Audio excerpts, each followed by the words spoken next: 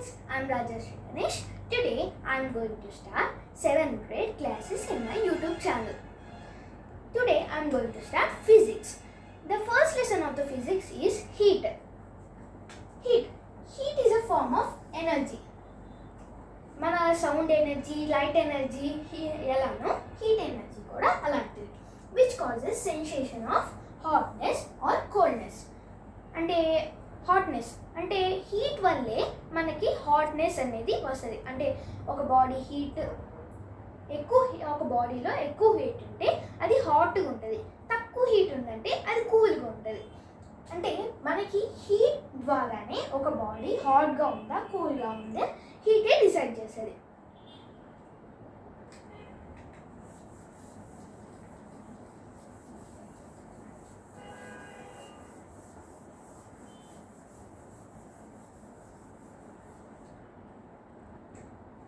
Temperature.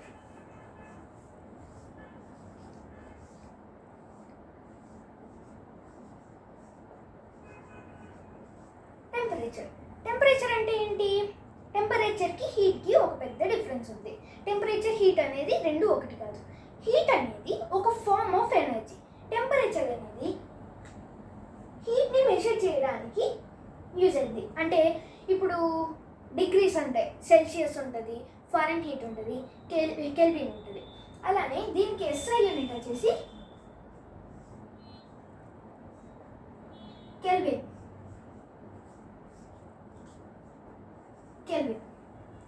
Kelvin అనేది Celsius, foreign heat ఎలానో kelvin కూడా ఒక యూనిట్. టెంపరేచర్ అనేది హీట్ని మెజర్ చేయడానికి యూజ్ అవుతుంది.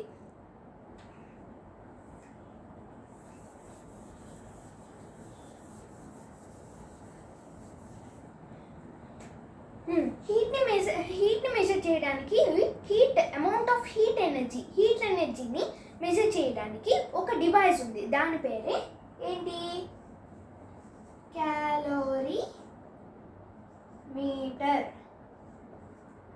క్యాలోరీమీటర్ అని ఒక డివైస్ ఉంది. హీట్ ఎనర్జీని మెజర్ చేయడానికి. అంటే హీట్ ఎనర్జీ అంటే సెల్సియస్ స్కేల్, ఫారెన్ హీట్ ఇది కాదు. హీట్ ఎనర్జీ అంటే అది అమౌంట్ ఆఫ్ హీట్ ఎనర్జీ. టెంపరేచర్ని మెజర్ చేయడానికి ఇప్పుడు మనం క్యాలరీమీటర్ గురించి ఎక్కువగా చదువుకోము. మనం ఇప్పుడు థర్మామీటర్ గురించి తెలుసుకుందాం. మీరు ఎప్పుడైనా హాస్పిటల్కి వెళ్ళినప్పుడు మీకు ఫీవర్ ఎప్పుడైనా వచ్చినప్పుడు హాస్పిటల్కి వెళ్తారు కదా, అప్పుడు మీరు ఒక నోట్లో ఒక చిన్న గ్లాస్ ట్యూబ్ లాగా పెడతారు. దాని పేరే థర్మామీటర్.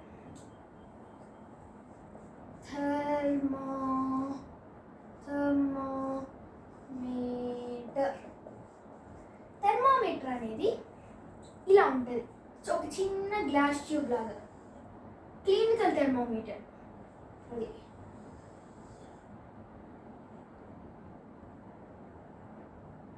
Clinical thermometer. ఇక్కడ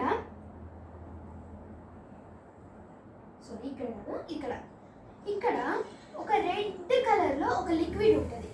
దీన్ని బల్బ్ అంటారు. ఏమంటారు? బల్బ్.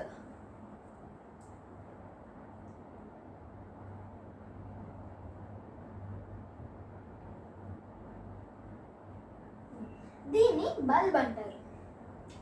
ఈ బల్బ్లో ఒక రెడ్ కలర్లో లిక్విడ్ ఉంటుంది. దాన్ని మెర్క్యూరీ అంటారు. ఈ లిక్విడ్ని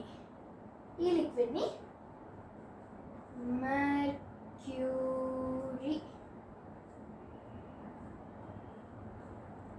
ఏమంటారు?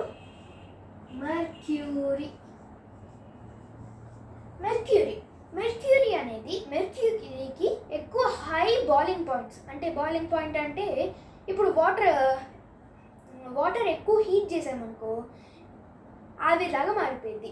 ఆ పాయింట్నే బాయిలింగ్ పాయింట్ అంటారు. మెల్టింగ్ పాయింట్ అంటే ఐస్ వాటర్ లాగా కన్వర్ట్ అయ్యేటప్పుడు దాన్ని మెల్టింగ్ పాయింట్ అంటారు.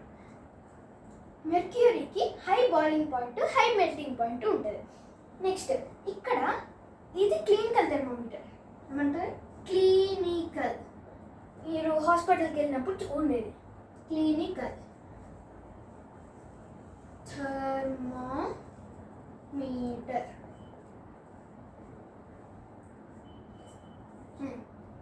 ఇక్కడ ఒక బల్బ్ ఉంటుంది, దాంట్లో మెర్క్యూరీ ఉంటుంది. మెర్క్యూరీని హీట్ చేసినప్పుడు అది ఎక్స్పాండ్ అవుతుంది. ఇంకోటి ఇక్కడ లోపల ఒక చిన్న ట్యూబ్ లాగా ఉంటుంది, ఇదంతా గ్లాసు, లోపల ఇది మాత్రమే ట్యూబ్ ఉంటుంది. ఇక్కడ ట్యూబ్ రఫ్ డయాగ్రామ్ మాత్రమే.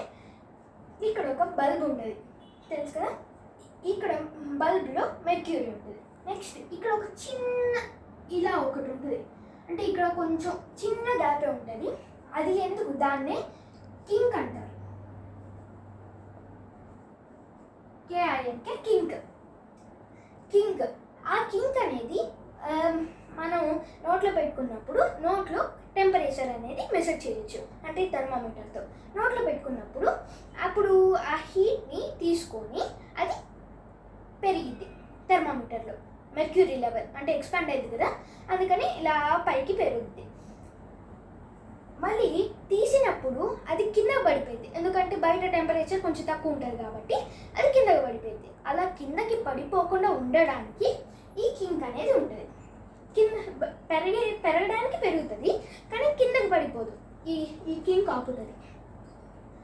ఇక్కడ దీని మీద డిగ్రీ సెల్సియస్ ఉంటుంది, ఇలా మార్కింగ్స్ ఉంటాయి. రఫ్ డయాగ్రామ్ మాత్రం మార్కింగ్స్ ఎక్కడి నుంచి ఎక్కడి వరకు ఉంటాయి. 35 degrees Celsius నుంచి 42 degrees Celsius వరకు ఉంటుంది. ఇది నార్మల్, ఎక్కువగా హాస్పిటల్స్లో యూజ్ చేసే థర్మామీటర్. దీన్నే క్లినికల్ థర్మామీటర్ అంటారు. దీని లోపల ఇక్కడ మనం హీట్ని మెజర్ చేసేటప్పుడు ఇక్కడ నుంచి ఈ మెర్క్యూరీ ఇక్కడ వరకు పెరిగింది అనుకోండి, 41 degrees సపోజ్, ఇక్కడ వరకు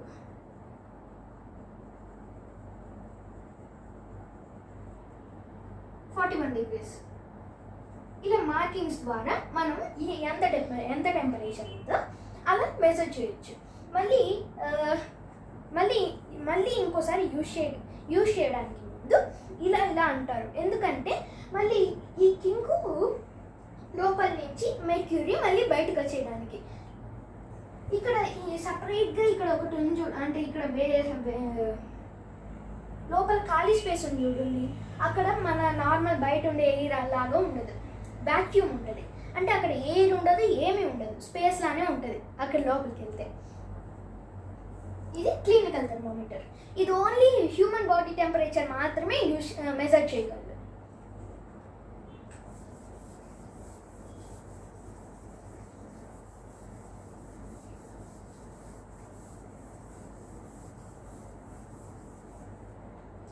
నెక్స్ట్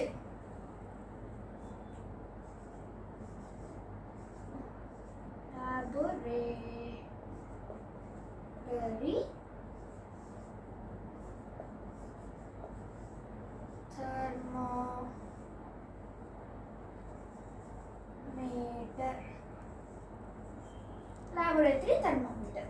ఇది మన హ్యూమన్ బాడీస్ కాకుండా వేరే ఆబ్జెక్ట్స్ని మెజర్ చేయడానికి, టెంపరేచర్ మెజర్ చేయడానికి, మన హ్యూమన్ బాడీస్ కాకుండా వేరే ఆబ్జెక్ట్స్ యొక్క టెంపరేచర్ మెజర్ చేయడానికి ఈ ల్యాబొరేటరీ థర్మోమీటర్ యూజ్ అయింది.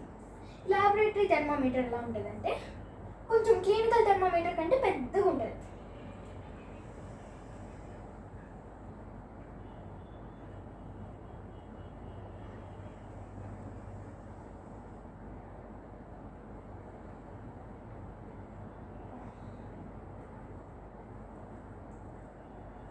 ఇది ల్యాబొరేటరీ థర్మోమీటర్, రఫ్ డయాగ్రామ్ మాత్రమే. దీని లోపల కూడా చిన్న ట్యూబ్ లానే ఉంటుంది. క్లినికల్ థర్మోమీటర్కి ల్యాబొరేటరీ థర్మోమీటర్కి పెద్ద డిఫరెన్స్ ఏమీ ఉండదు. దీనిలానే ఇక్కడ బల్బ్ ఉంటుంది, మెర్క్యూరీ,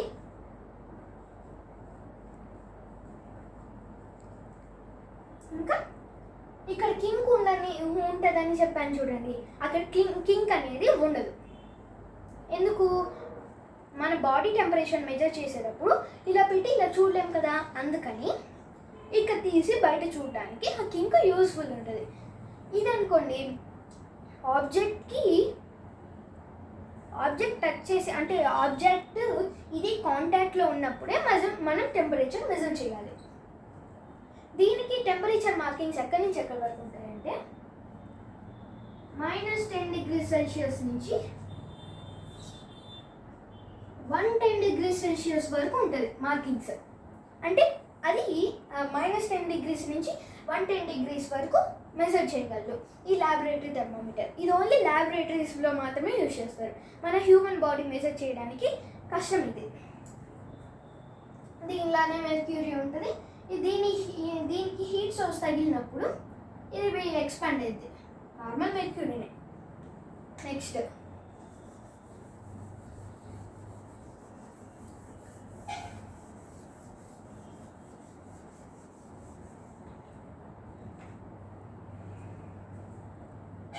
ఇప్పుడు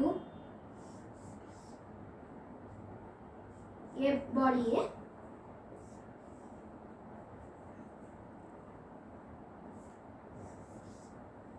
బి. ఈ రెండిట్లో ఇది హాట్ అంటే ఎక్కువ హీట్నెస్ అంటే టెంపరేచర్ ఎక్కువ ఉంటుంది. దీంట్లో హీట్ ఎనర్జీ ఎక్కువ ఉంది. దీంట్లో ఇది కొంచెం కూల్గా ఉంది అంటే హీట్ ఎనర్జీ తక్కువ. ఇప్పుడు దీన్ని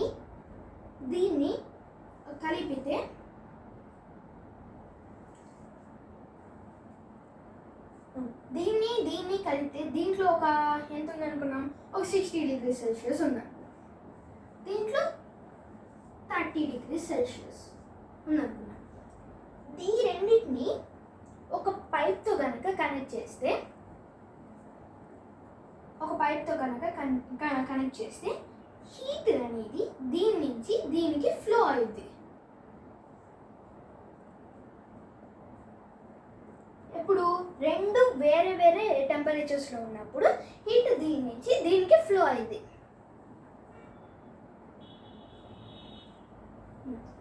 హీట్ ఎప్పుడైతే ఈ రెండు ఈక్వల్గా ఉండకూడదు, హీట్ ఎనర్జీ ఒకదాని నుంచి ఒకదానికి ఫ్లో అవ్వాలంటే ఈ రెండు అసలు ఈక్వల్గా ఉండకూడదు. ఎప్పుడైతే ఇలా డిఫరెంట్గా ఉన్నప్పుడు హీట్ ఎనర్జీ ఒకదాని నుంచి ఒకదానికి ఫ్లో అవుతూ ఎప్పుడైతే ఈక్వల్ అవుతాయో అప్పుడు ఆ టర్మ్కి అంటే దానికి ఒక టర్మ్ ఉంది. అదేంటంటే థర్మల్ ఈక్విలిబ్రియం. థర్మల్ ఈక్విలిబ్రియం అంటే ఒక దాని నుంచి ఒక ఆబ్జెక్ట్ నుంచి ఇంకో ఆబ్జెక్ట్కి హీట్ ఫ్లో అయినప్పుడు ఎప్పుడైతే హీట్ ఈ రెండిట్లో ఈక్వల్ ఉంటుందో అప్పుడు దాన్ని థర్మల్ ఈక్విలిబ్రియం అంటారు. థర్మల్ అంటే టెంపరేచర్, ఈక్విలిబ్రియం అంటే ఈక్వల్, అంతే కదా. థర్మల్ అంటే టెంపరేచర్, ఇక్కడ ఈక్విలిబ్రియం దాంట్లోనే ఉంది. Next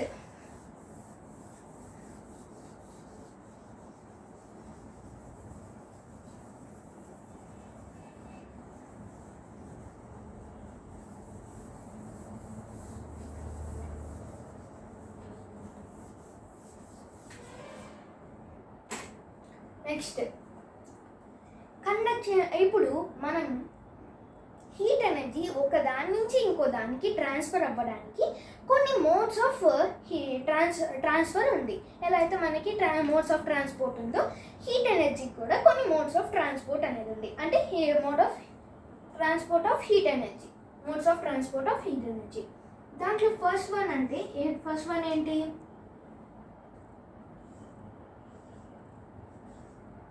conduction.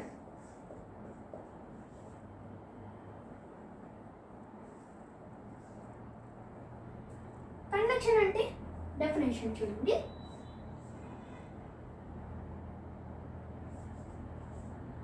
The transfer of heat energy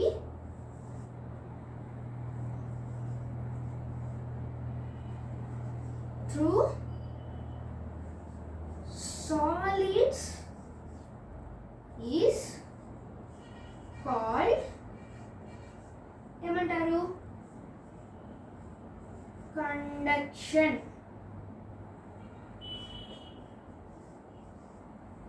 The transfer of heat energy through solids is called conduction. ఏంటి? సాలిడ్స్ ద్వారా హీట్ ఎనర్జీని ట్రాన్స్ఫర్ చేయడాన్ని కండక్షన్ అంటారు. ఇది ఓన్లీ సాలిడ్స్ ద్వారా మాత్రమే జరిగింది. ఇంకోటి అది ఎగ్జాంపుల్ చూడండి.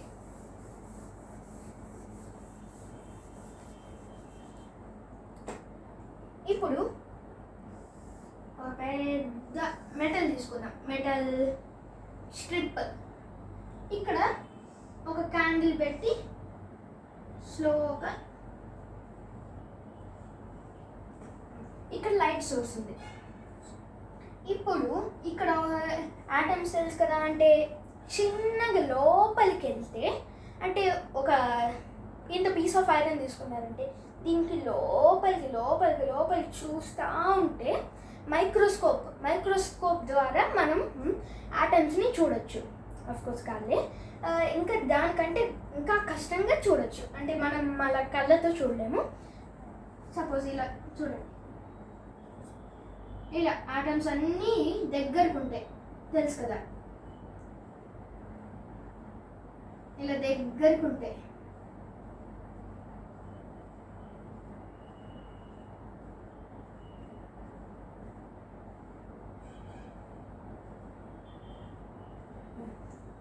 ఇలా ఆటమ్స్ అన్నీ దగ్గరగా ఉంటాయి. సాలిడ్స్లో వచ్చేసి ఆటమ్స్ అన్నీ దగ్గరగా, అంటే క్రౌడెడ్ పీపుల్ లాగా ఉంటాయి.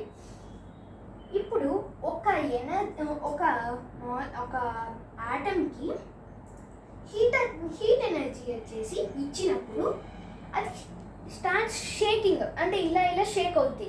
ఎప్పుడైతే మొత్తం క్రౌడెడ్గా ఉన్నప్పుడు ఒక మనిషి ఇలా షేక్ చేశారనుకో, అందరూ కొంచెం షేకింగ్ లాగా ఉంటారు కదా, అంటే ఎక్కువగా ఇలా ఉన్నప్పుడు కొంచెం ఒక ఇలా అన్నారనుకో, అలా అందరూ షేక్ అవుతారు. ఇది మూవ్ అయిందనుకో, స్టార్ట్స్ మూవింగ్ అయిందనుకో, ఇవి కూడా కొంచెం మూవ్ అవుతూ అది చాలా స్లోగా జరిగింది. ఇక్కడ హీట్ చేసామనుకో, స్లోగా ఇక్కడి నుంచి మొత్తం ఇలా మొత్తం ఐరన్ బార్ మొత్తం ఇలా హీట్ ఎనర్జీ అనేది వస్తుంది. ఒక చోట హీట్ చేస్తే ఎక్కువ చోటు వరకు వస్తుంది, దాన్ని కన్వెక్షన్ అంటారు. ఓన్లీ సాలిడ్స్ మాత్రమే, సాలిడ్స్లో మాత్రమే ఈ కండక్షన్ అనేది జరిగింది.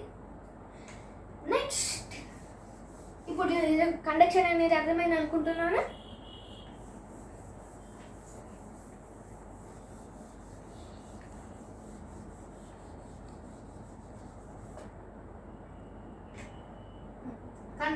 నెక్స్ట్ కండక్షన్ అయిపోయింది కదా. Next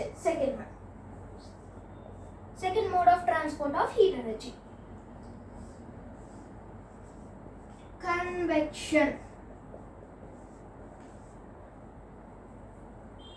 convection. What's a convection? The transport of heat energy through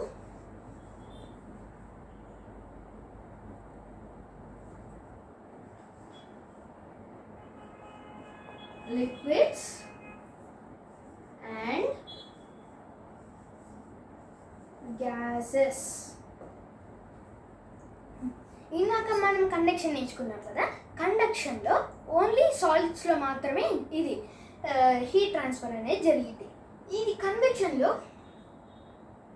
transfer to liquids అంటే వాటర్ లాగా లిక్విడ్స్లో నుంచి గ్యాసెస్లో నుంచి హీట్ ఎనర్జీని ట్రాన్స్ఫర్ చేయడాన్ని కన్వెక్షన్ అంటారు. డెఫినేషన్: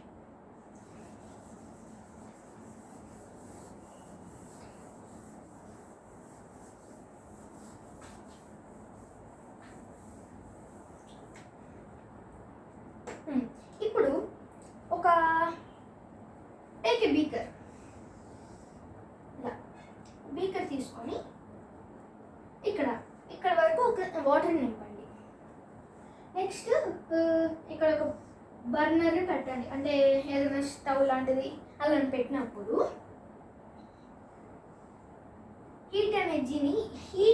హీట్ సోర్స్ని దీనికి వాటర్కి పెట్టినప్పుడు ఇక్కడ ఉండే యాటమ్స్ కొంచెం లూజ్గా ప్యాక్ అయి ఉంటుంది కదా వాటర్లో.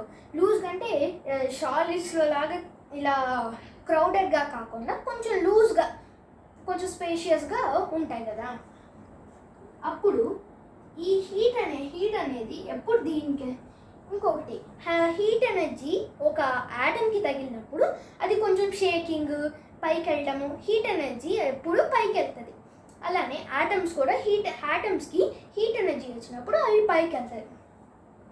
హీట్ ఎనర్జీ ఈ యాటమ్స్కి వచ్చినప్పుడు ఇవి పైకి వెళ్తాయి. ఇవి పైకి వెళ్ళినప్పుడు వీటి ప్లేస్లో ఇక్కడ ఉండే యాటమ్స్ ఇలా వస్తాయి. ఇక్కడికి వచ్చినప్పుడు అవి కూడా మళ్ళీ యాటమ్స్, వేరే యాటమ్స్ వస్తాయి కదా, అవి కూడా మళ్ళీ హీట్ అయ్యి మళ్ళీ పైకి వెళ్ళిపోతాయి. మళ్ళీ ఇక్కడ ఇంకా వేరే స్పేస్ వస్తుంది కదా, ఇక్కడ ఉండే యాటమ్స్ వస్తాయి, మళ్ళీ పైకి వెళ్తాయి. మళ్ళీ ఇలా ఇలా ఇలా ఇలా సైకిల్, అంటే వాటర్ సైకిల్ లాగా ఇలా ఇలా ఇలా ఇలా లోపల నుంచి ఇలా ఇలా ఇలా ఇలా వస్తూ ఉంటాయి. దాన్ని ఇవి వాటర్ కదా, వాటర్ ఇలా ఈ మొత్తం ఒకే టెంపరేచర్లో ఉంచడానికి ఈ ప్రాసెస్ అనేది జరుగుతుంది. దీన్నే కన్వెక్షన్ త్రూ లిక్విడ్స్ అంటారు. ఏంటంటారు? Convection through liquids. Convection through liquids. Okay. Next. ఇప్పుడు మనం కన్వెక్షన్ త్రూ లిక్విడ్స్ నేర్చుకున్నాం. నెక్స్ట్ కన్వెక్షన్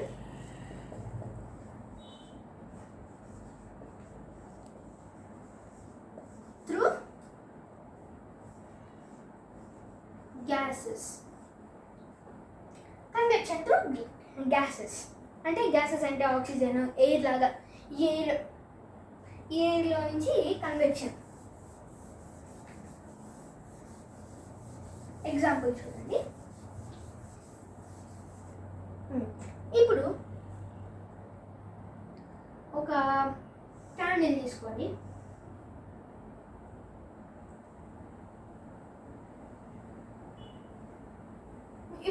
తీసుకున్నాం. లైట్ చేసిన తర్వాత మన హ్యాండ్ ఇక్కడ పెట్టండి.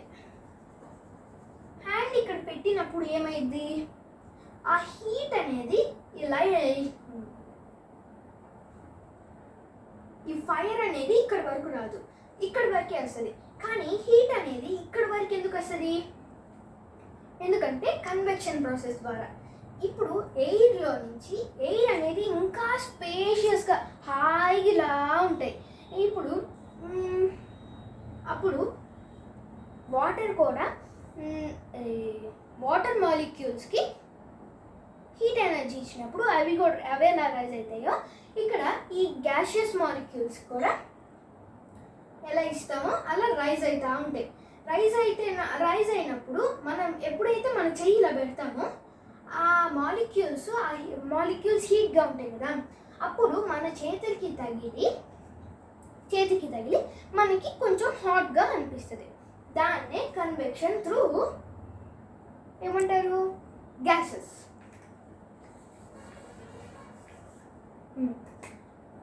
ఇంకోటి, హీట్ ఆల్వేస్ rises upwards. ఇది important point.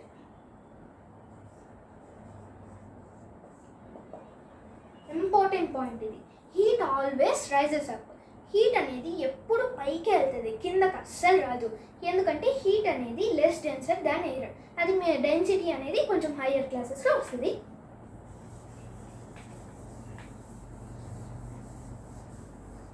Next 2 modes of transport అయిపోయింది. ఇంకా next third mode. Only 3 modes ఉన్నాయి. థర్డ్ మోడ్ ఏంటిది?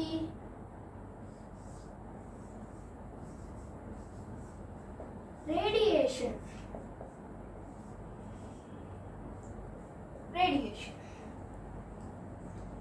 ఇప్పుడు మనం ట్రాన్స్ఫర్ త్రూ సాలిడ్స్ గురించి విన్నాం, ట్రాన్స్ఫర్ త్రూ లిక్విడ్స్ గురించి విన్నాం, ట్రాన్స్ఫర్ త్రూ గ్యాసెస్ గురించి కూడా విన్నాం. అంటే ఇవన్నీ ఒక మీడియం అంటే ఏంటి? ఒక వస్తువు కానీ ఏదైనా ఆబ్జెక్ట్, అంటే ఎయిర్ కూడా ఒక ఆబ్జెక్టే.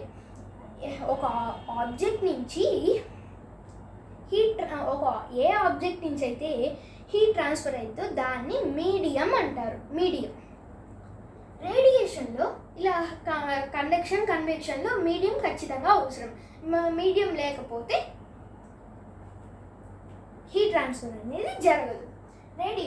రేడియేషన్లో అనేది no medium is heat transfer. No medium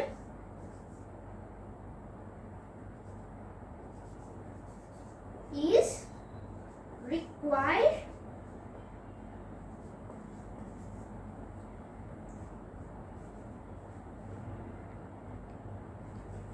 through heat transfer. No medium is required అంటే ఏ వస్తువు అవసరం లేదు. అంటే ఎయిర్ కానీ, వాటర్ కానీ, లేదా సాలిడ్ కానీ ఏది అవసరం లేదు. ఫర్ ఎగ్జాంపుల్, ఒక మంచి ఎగ్జాంపుల్,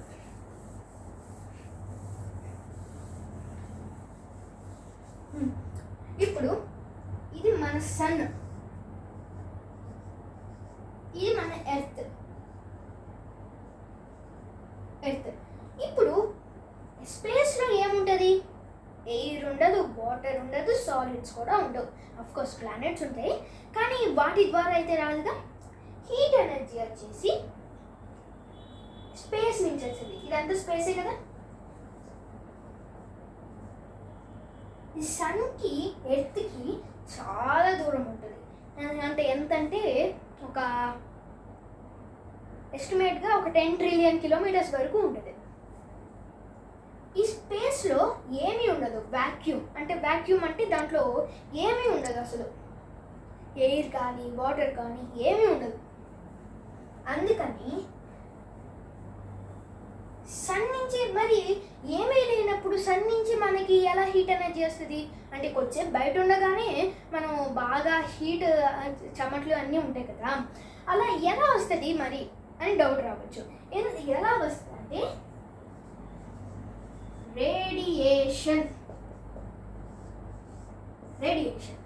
రేడియేషన్ ద్వారా సన్ నుంచి మన ఎర్త్కి వస్తుంది హీట్. ఏంటి? Heat energy.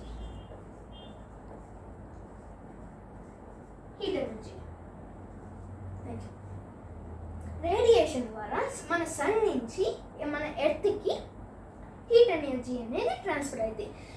సన్ ఒకసారి అంటే సన్ నుంచి మన ఎర్త్కి హీట్ ఎనర్జీ రావడానికి 8 అప్రాక్సిమేట్గా 8 మినిట్స్ పట్టింది. అంటే ఒక రే సన్ నుంచి వచ్చిందనుకో, ఇక్కడి నుంచి ఇక్కడికి రావడానికి 7 మినిట్స్ పట్టింది. ఇది ఒక క్వశ్చన్ అడుగుతారు అంటే జనరల్ నాలెడ్జ్లో. ఇక్కడి నుంచి ఇక్కడ రావడానికి 7 మినిట్స్ పట్టింది. అది ఏ ఫామ్లో వస్తుంది అంటే ఎలక్ట్రోమాగ్నెటిక్ వేవ్స్ మనం తర్వాత చదువుకోవచ్చు, ఇప్పుడు మన లెసన్లో లేదు. ఈ రేడియేషన్ ద్వారా ఈ సన్ నుంచి మన ఎర్త్కి హీట్ ఎనర్జీ వస్తుంది. దీన్నే రేడియేషన్ అంటారు.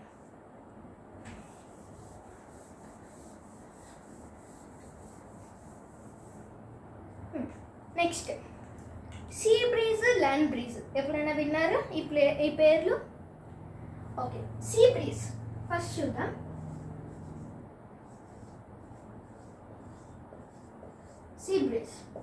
సీ బ్రీజ్ అంటే ఇప్పుడు కోస్టల్ ఏరియాస్కి అంటే బీచెస్కి బీచెస్కి వెళ్ళినప్పుడు మనం డే టైం వెళ్ళినప్పుడు మనకి గాలి ఎక్కువ వస్తుంది. ఎందుకు?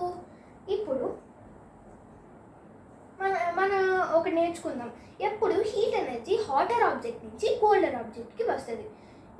హాటర్ ఆబ్జెక్ట్ నుంచి కోల్డర్ ఆబ్జెక్ట్కి. ఓకేనా? నెక్స్ట్ ఇక్కడ ఒక సీ ఉంది. సీ ఇక్కడేమో ల్యాండ్.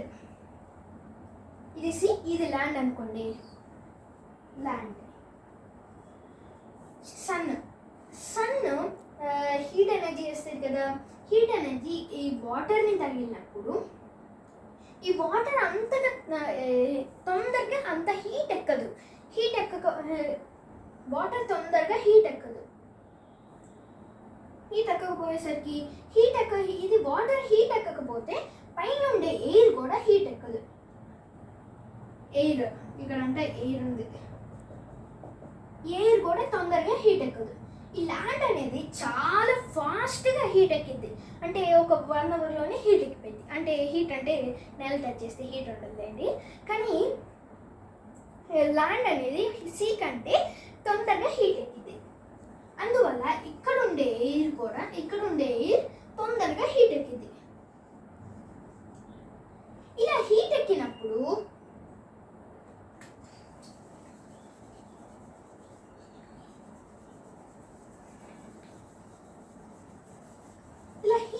హీట్ ఎయిర్ వచ్చేసి ఇక్కడ హీట్ ఎక్కువ ఎక్కినప్పుడు ఈ హీట్ ఎయిర్ అనేది ఇక్కడికి వస్తుంది. ఎందుకంటే హీట్ వచ్చేసి హాటర్ ఆబ్జెక్ట్ నుంచి కోల్డర్ ఆబ్జెక్ట్. ఎయిర్ కూడా ఒక ఆబ్జెక్ట్ అని చెప్పాను. హాటర్ ఆబ్జెక్ట్ నుంచి కోల్డర్ ఆబ్జెక్ట్కి వస్తుంది. హాటర్ ఆబ్జెక్ట్ వచ్చేసి ఎర్త్ మీద ఉంది. కోల్డర్ ఆబ్జెక్ట్ వచ్చేసి ఇక్కడ ఉంది. సీ మీద తొందరగా అంటే హీట్ ఎక్కువ ఉండదు అని. అప్పుడు ఇక్కడి నుంచి ఇక్కడికి వస్తుంది కూల్ ఎయిర్. ఇదంతా చాలా ఫాస్ట్గా ర్యాపిడ్గా జరిగిపోయింది. అంటే ఇక్కడి నుంచి ఇక్కడికి హీట్ ఎయిర్ వస్తుంది. ఇక్కడి నుంచి ఇక్కడికి కూల్ ఎయిర్ వస్తుంది. Cool air, hot air. Cool air ఎప్పుడు కింద నుంచి వస్తుంది, హాట్ ఎయిర్ ఎప్పుడు పై నుంచి వస్తుంది. ఎందుకంటే హాట్ ఎయిర్ రైజెస్ అప్ చెప్పాను కదా. కూల్ ఎయిర్ ఇలా చాలా ఫాస్ట్గా వచ్చినప్పుడు బ్రీజ్ కూడా ఎక్కువ ఫాస్ట్గా ఉంటుంది, విండ్ స్పీడ్స్ కూడా. అప్పుడు మన కోస్టల్ ఏరియాస్లో ఉండే వాళ్ళకి మంచిగా డే టైం మంచిగా ఎక్కువ బ్రీజ్ ఉంటుంది. ఇప్పుడు సీ బ్రీజ్ గురించి వచ్చేసింది కదా. నెక్స్ట్